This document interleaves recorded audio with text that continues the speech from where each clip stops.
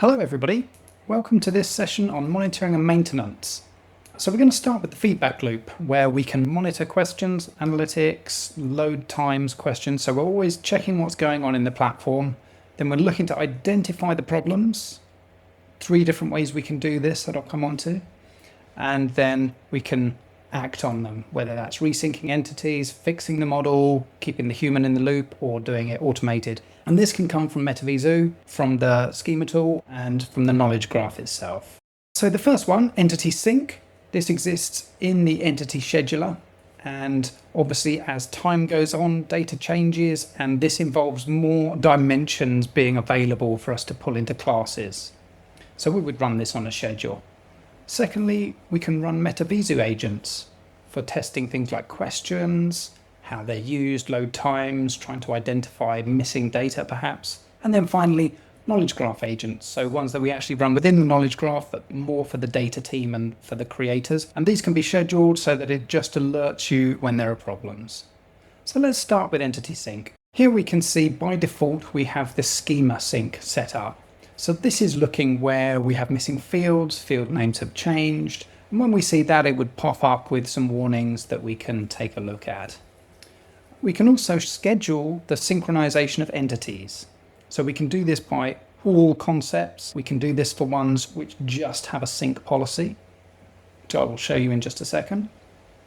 Or we can select concept manually, so we can pick which ones it is that we want to actually sync. And we may want to do that because we want them running on a different schedule perhaps. But for the most part, we'll select all concepts, we'll pick a date at some point in the future, and then we can set this to run daily. And if we want to test it, we can go ahead and we can just run now. Let's take a look at some examples for the different types of entity sync. So let's suppose I have a customer class which is huge, has a lot of data in, it's referred to as an ID. Maybe we don't want to be able to auto-populate our prompt from this. In this case, we can add a sync policy, and here be most suitable to ignore this one. Here's another example. We have a count here, and if I take a look at the entities on this one, I can see that we've added this sort ID 0, 1, and 2, so that it populates bronze, silver, gold. So if I want to make sure that it doesn't get overwritten when it loads in new ones, we can add a sync policy of merge. And then finally, for just a regular set of entities, we can set them so that they're going to replace.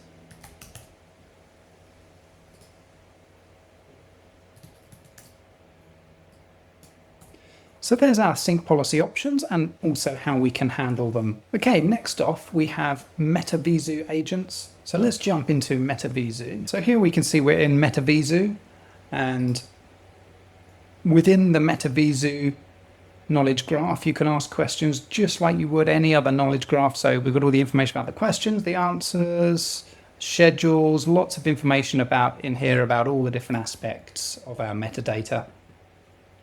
And if I go ahead and ask something like look for problem questions, so it's picking up questions with negative feedback that caused a SQL error. I've gone on to ask were there any long-running queries.